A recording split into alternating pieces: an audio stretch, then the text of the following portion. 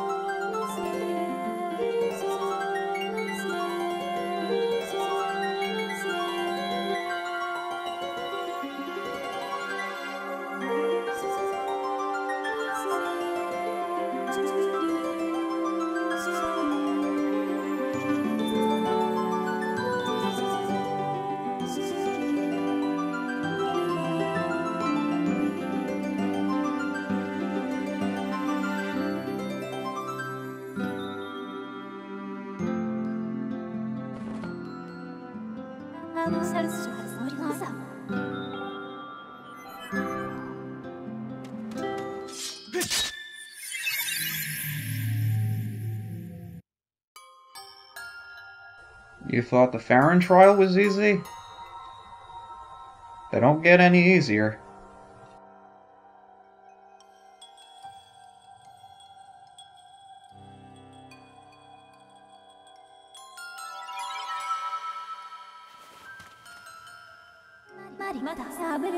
So here we go again.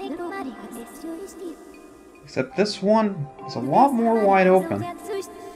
So it'll be easier to spot everything. But at the same time, there are a lot more hazards around. But the principle is the same. 15 tiers, spread all about, don't get caught, made it back. So let's head straight into it.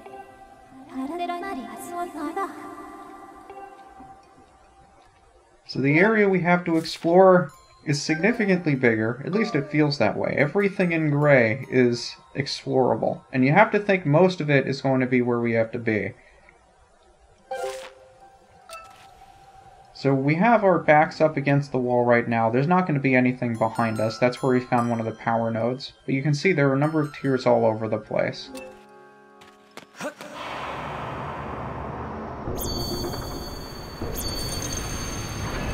This time we have a longer run to get to the first tier, so you can actually see yourself being pursued. But the tiers this time are yellow to represent Lanayru and the desert. And a decent chunk of tiers are actually available up on this thing here, where the mining facility was in the real world. So you'll find a couple of them up here, a couple of them around some of the boxes on the outside also. Did I go up the wrong way? Because there's a set of vines on this side. And this leads up to at least 1, if not 2. I think it might be just 1. I'm going the wrong way every single turn. This is going to be terrible. But we never actually went on top of the mining facility like we're doing now. So it's kind of nifty that the trials take you to certain locations you really haven't been to yet. But you can see the other kind of guardian here.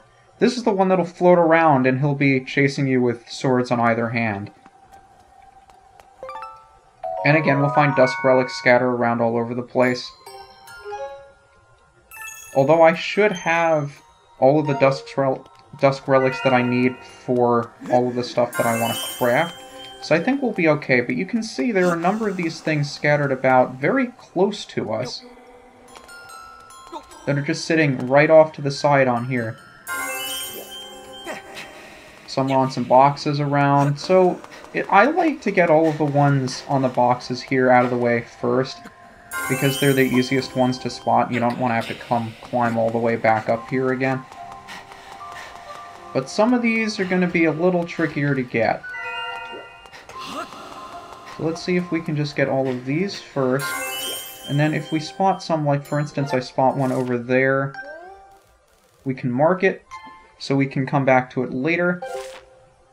Or at least I think I marked it properly. Just so we don't forget where it is. That may or may not be the last one I'd like to collect. I think that's the one I want to collect last, actually. The thing is, once you get all the ones around here, then it's up to you which ones you want to tackle next. You do have to contend with the quicksand, sure, but it doesn't really penalize you in any way if you sink down. Because again, is this too close to the trial gate? I want to make sure I leave at least one by the gate. You're not penalized health-wise. I think I do want to get this one next. Although I probably should have left the one behind me then. We'll be fine. You're not penalized health-wise in any way for anything that you do here. And just like in the real world... Maybe this is the one I want to leave. I don't know. So there's nothing else around here. I think I should just take it. But just like in the real world, you can run on top of what should be walkable in the past. I'm not sure what these little symbols are in the sand now that you mention it. I can't even make it out on this screen. But you can still run on the platforms that are supposed to be platforms. I want to say, if there's one up here, maybe that's the one I want to save for last, because it's so darn close. So I like leaving beacons where there are tiers I'd like to collect next, and also where you can walk in the quicksand. It makes for two really useful bits of information. Because one of the most important things to do when you're doing these trials... I was not paying attention to my stamina meter at all. In addition to paying attention to your stamina meter... I don't want to be here too long. Because you can see the waking water comes back up every so often. But you need to make sure that you track how long you have before the Guardians start chasing you again. And one of the most important things is making sure that you always give yourself that extra bit of time. You don't want to collect too many tiers all at once, and then struggle to be left with one or two that you can't find. That is the worst possible situation you can be in.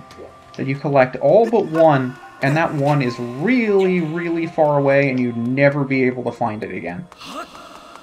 So while it is tempting to go through all of these areas as quickly as possible, you need to remember to leave at least a couple for yourself, so that you don't get stuck not being able to collect any more. Maybe we should go after these next. You want to make sure you're careful not to run into these guys, because they will pursue you. This one's still chasing me.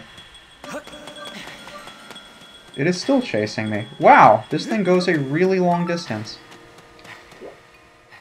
I wasn't expecting it to follow me all the way up here. So there's still this one. There's another one in that tree over there. I think the tree is the one I'm going to want to go after next. I just don't know if walking past doesn't attract their attention, and I guess running does. That's interesting to know. I never tested that before. I just ran for my life, thinking that I absolutely had to. Looks like we have to. So how do we get to the tree from here? It's on the other side, isn't it? I think we may be in trouble here. Because I don't think I'm going to be able to run all the way over to the tree. before the guy gets to me. Not at this rate. We got a long way to go before we get to that tree. And the guy is chasing me. There we go. You couldn't see how close he was behind me, but I think you got an idea just based on the pulsation of the screen. And I'd be lying if I said that that didn't get my heart racing a little bit. But that's one of the things I love about these sort of trials. It's not like... I mean, you're still collecting tears, to be sure. But it just adds that additional element of stress that makes it that much more exciting to do. Granted, it makes it more difficult, but it makes it more exciting. And that's something that the Twilight Princess tier collecting just didn't do. So, can I run up that? I don't remember. We can. Awesome. It's one of the things I'm thankful for, and while there aren't too many things that I enjoy too much about Skyward Sword, as I'm sure you realize by now, the trials are refreshing. That they offer something new and something exciting that previous incarnations of the Zelda games did not. This one, I always save this one for last, although it shouldn't be the last one I collect. I mean, I've saved it for last so many times that it doesn't bother me too much that I left it again. But I should know by now not to leave this one for last. Now, something we could do is just run straight through these guys, because we only have that one tier left to collect anyway. I still prefer to take it cautiously. Oh, you know, do it, why not? The only issue is if we're seen by that same one, if it happens to spawn behind us and then they see us immediately, then they'll be chasing us again and we have no way to stop them. So that's the only thing I warn you about if you try to do that. But I think we're in the clear this time. It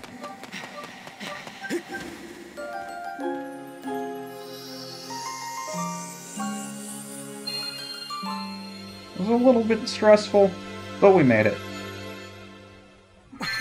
And our prize this time is none other than the claw shots.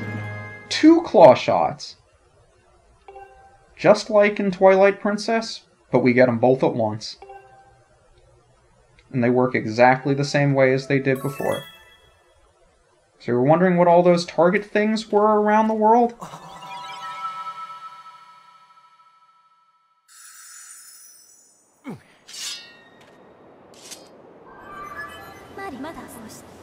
Now we can progress forward.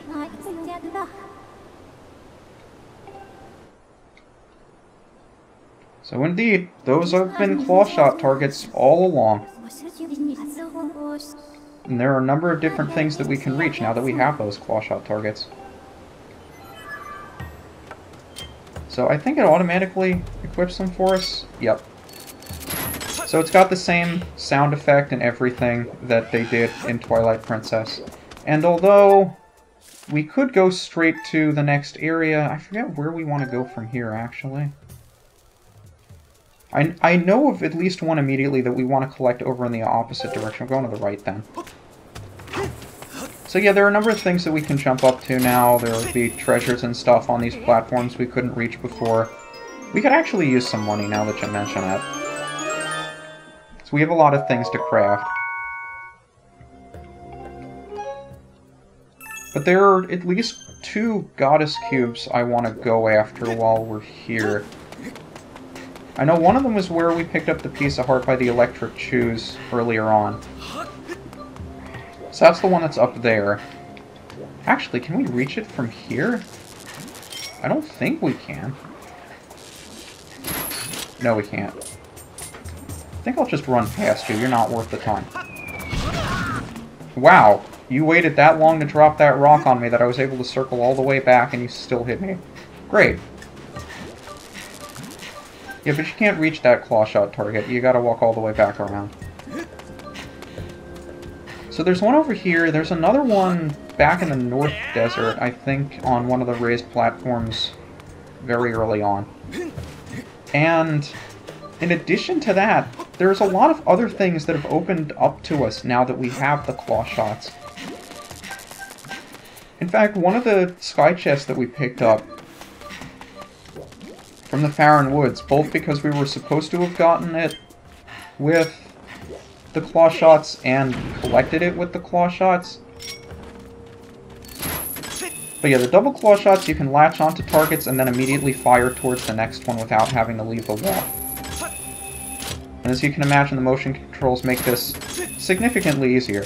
But one of the things you have to keep in mind when you're doing this is that every time you latch onto a wall and Link goes back into that first person, your controller automatically recalibrates based on how you are holding the remote.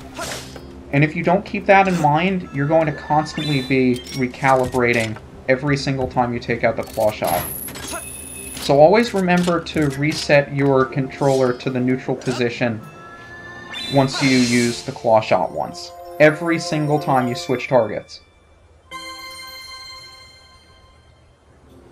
So that's one Goddess Cube down. I think I'll meet you on the other side of the desert too when I find the next one. Alright, we're on the other side of the desert this time, and I found our next Goddess Cube. Just ran around the outside of the, whatchamacallit, the Lanayru mining facility. Anything useful over here, or did I come over here for absolutely nothing? One green rupee. Nice. Yeah, but this is another treasure that we were not able to get until now.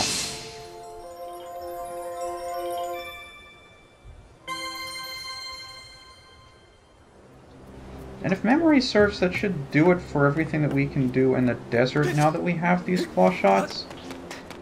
So I'm wondering if it's going to be worthwhile to go back up to the sky and pick up some of the stuff that we have. Because we have a number of additional quests and stuff open to us. We can craft new items. Maybe that's not such a bad idea.